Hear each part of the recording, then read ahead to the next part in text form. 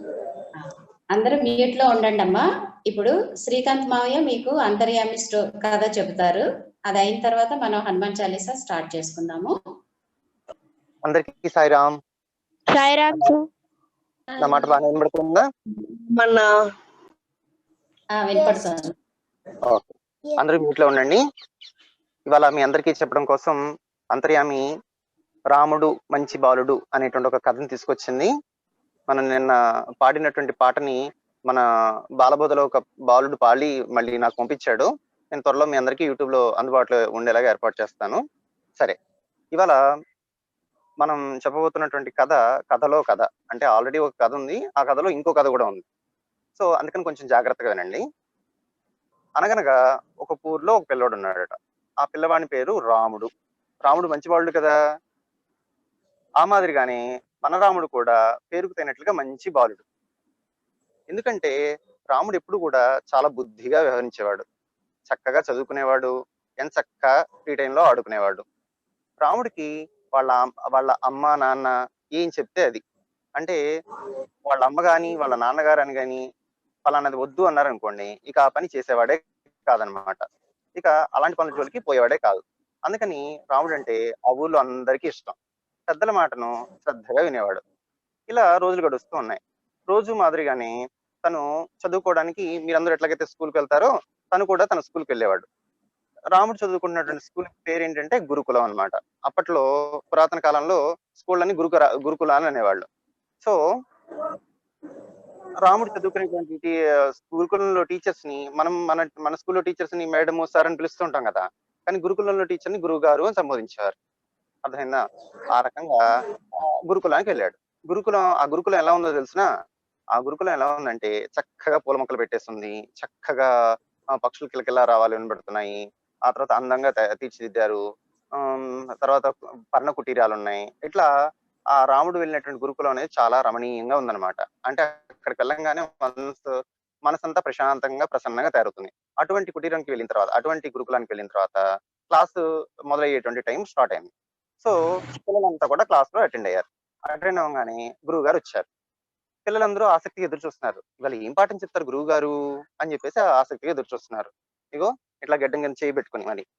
So పిల్లల యొక్క ఆసక్తిని చూసి పిల్లలందరినీ ఒకసారి తెరిపారా చూసారు గురువు గారు. వీళ్ళకి ఆ ఇప్పుడు మనకి గురువు గారు మాట్లాడేటప్పుడు సాయిరామ్ అని చెప్పి మనం ఎలా సంబోధిస్తున్నాం? సాయిరామ్ సాయిరామ్ అని సంబోధిస్తున్నాం కదా. అప్పటి కాలంలో గురువు గారు పిల్లల్ని నాయనలారా, తండ్రులారా ఇట్లా పిలిచారనమాట. సో గురువు గారు ఇప్పుడు మనం వినేదంతా కూడా గురువు గారు ఆ పిల్లలతో ఏం మాట్లాడుతున్నారో విందాం. నాయనలారా, మీరు అంతా ఎంతో అదృష్టవంతులు. ఈ గురుకులం చాలా గొప్పది. ఈ గురుకులంలో విద్యను నేర్చుకున్న వారు తర్వాత ఎంతో గొప్పవారయ్యారు. మీరు కూడా గొప్పవారు కావాలంటే నేను చెప్పే పాఠం శ్రద్ధగా వినాలి అని చెప్పగానే పిల్లలందరూ ఏం చేశారంటే ముక్తకంఠంగా అలాగే గురువు గారు మీరందరూ అంటారు కదా, మా అలా అర్థమైందని చెప్పేసి అట్లాగూ వాళ్ళందరూ కూడా ముక్తకంఠంతో అలాగే గురువు గారు అని సమాధానం చెప్పారట. సరే, చిన్నారి బాలలారా, నేను ఇవాళ మీకు చెప్పబోయే పాఠం మీకు జీవితాంతం గుర్తుపెట్టుకోవాల్సిమా. మీరందరూ ఏం చేయాలట? జీవితాంతం గుర్తుపెట్టుకోవాలట. కళలో కూడా ఈ పాఠాన్ని మర్చిపోకూడదు. ఇవాళ పాఠం పేరు భగవతత్వం. ఏం పేరు? భగవతత్వం. చాలా చాలా ఇంపార్టెంట్ అట.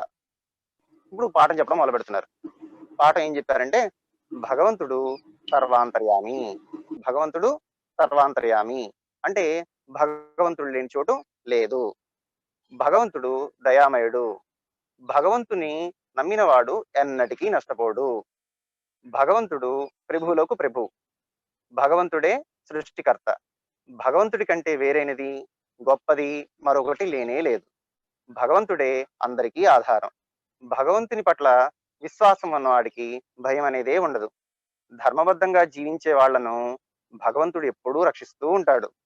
ఇంట బయట, గాలిలో, నీటిలో, ఆకాశంలో, పాతాళంలో, పైన కింద, పర్వతాల్లో, సముద్రాల్లో, ఎడారుల్లో, మనకు కనిపించే చోట కనిపించని చోట కూడా అంతటా భగవంతుడు నిండి ఉన్నాడు.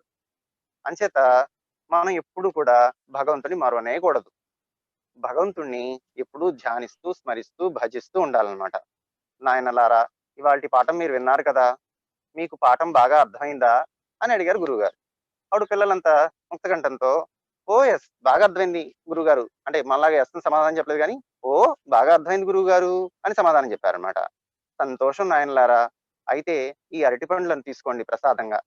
ఈ అరటి పండుని మీరు ఎవరూ చూడకుండా ఇంటికి వెళ్ళి తినాలి సుమా అని వచ్చిన అక్కడ ఉన్నటువంటి పిల్లలందరికీ కూడా తలో ఒక అరటిపండు ఇచ్చారనమాట.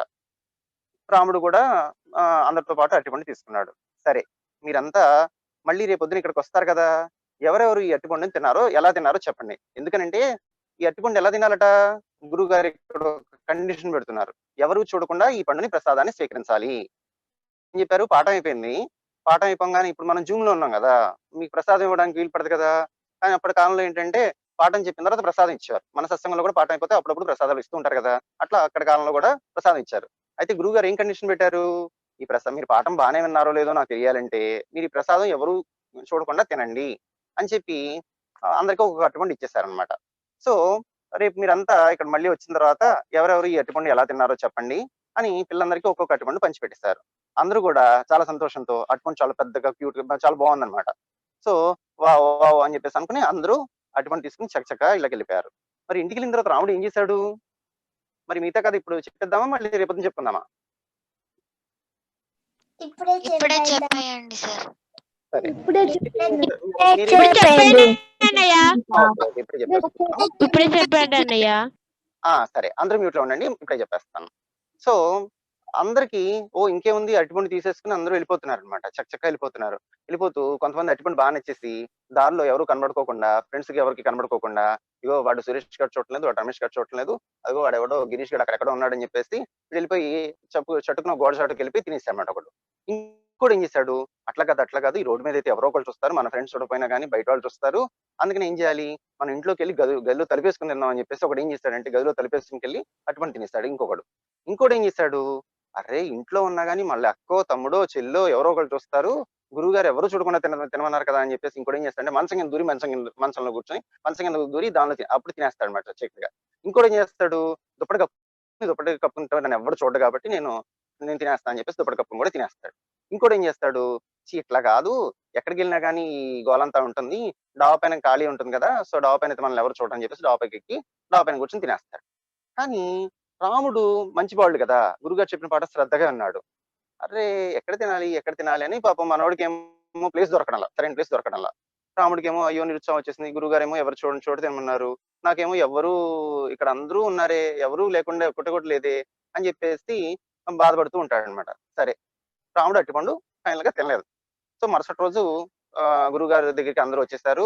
గురుకులంలో క్లాస్ స్టార్ట్ అయిపోయింది. పిల్లలు నిన్న పాఠం విన్నారు కదా అని మళ్ళీ పాఠం మొదలుపెట్టారు. ఏం మొదలుపెట్టారు, నిన్నటి పాఠం ఒకసారి చెప్పండి చూద్దాం అని చెప్పేసి మళ్ళీ మొదలుపెట్టారు. భగవంతుడు సర్వాంతర్యామి అంటే భగవంతుడు లేని చోటు లేదు, భగవంతుడు దయామయుడు, భగవంతుడు నమ్మినవాడు ఎప్పటికీ నష్టపోడు, భగవంతుడు ప్రభువులకు ప్రభు, ఇట్లా పాఠం మొత్తం మళ్ళీ మొదలుపెట్టారు అనమాట.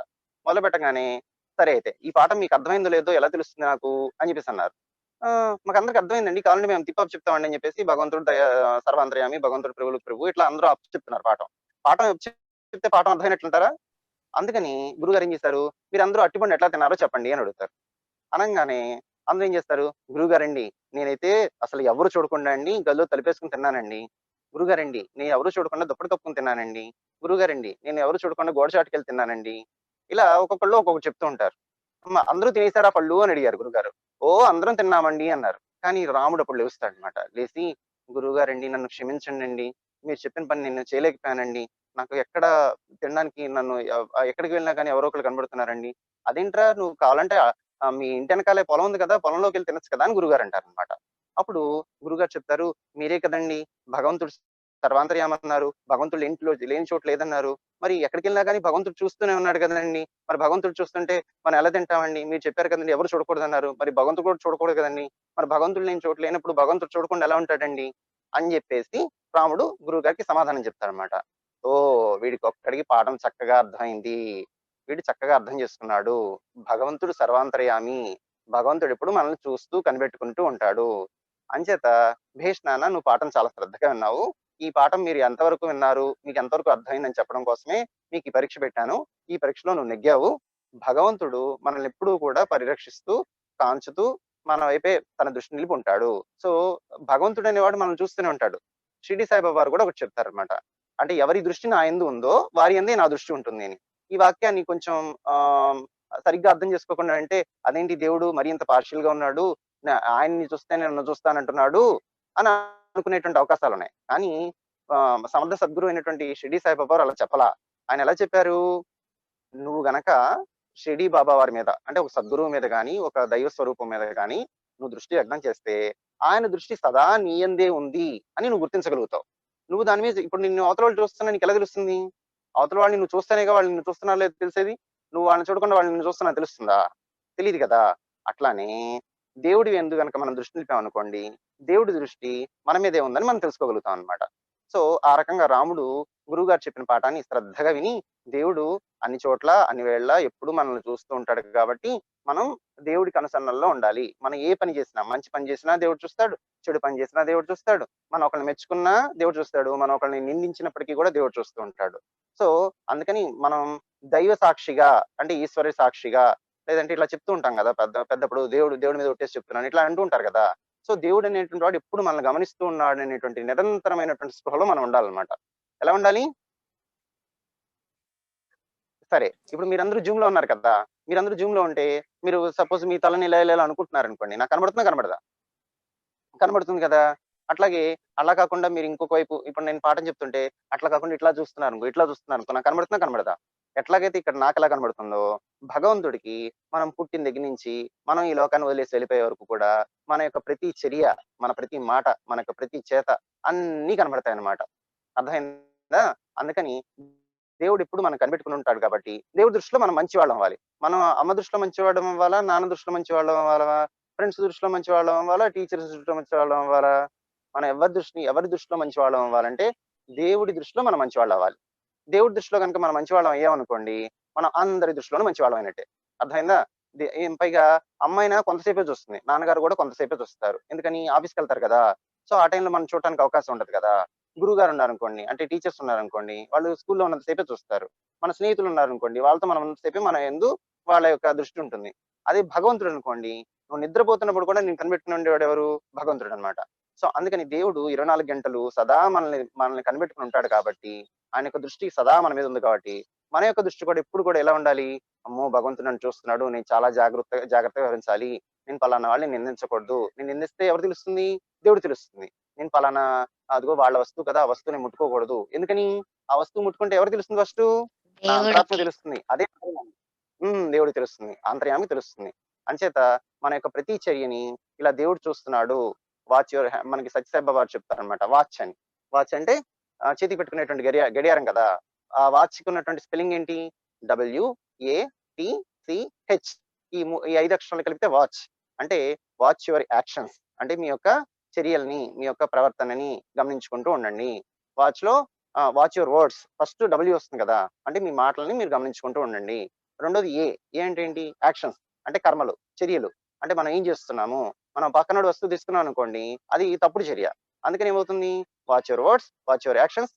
అట్లా మీకు ఈ వాచ్ అనేటువంటి పదంలో ఒక్కొక్క అక్షరానికి ఒక్కొక్క డెఫినేషన్ ఉంటుంది అనమాట. నేను ఆ వాచ్ అనేటువంటి డెఫినేషన్ గురించి మీకు బాలబోధ వాట్సాప్ గ్రూప్ లో పెడతాను. ఇప్పటికే సమయం అయిపోయింది కాబట్టి ఇవాటి సెలవు. రేపొద్దున మళ్ళీ ఇంకొక అంతర్యామ కాన్సెప్ట్ తో మళ్ళీ కలుద్దాం. సరేనా?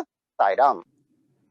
సాయిరామ్ సాయిరామ్ సాయిరామ్ సాయిరామ్ సాయిరామ్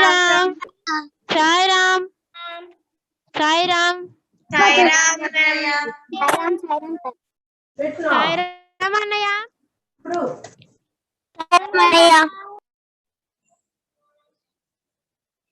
సాయిరామ్ అమ్మ అందరికి. ఓకే, జ్ఞాపకం రేపు అన్నయ్య అదే మావయ్య చెప్పాలి మరి. ఓకేనా? ఇప్పుడు మనం హనుమాన్ చాలీసా శ్లోకం నేర్చుకుందామా? అందరూ నోట్ చేసి పెట్టుకున్నారా? Very good. ఓకే నాన్న.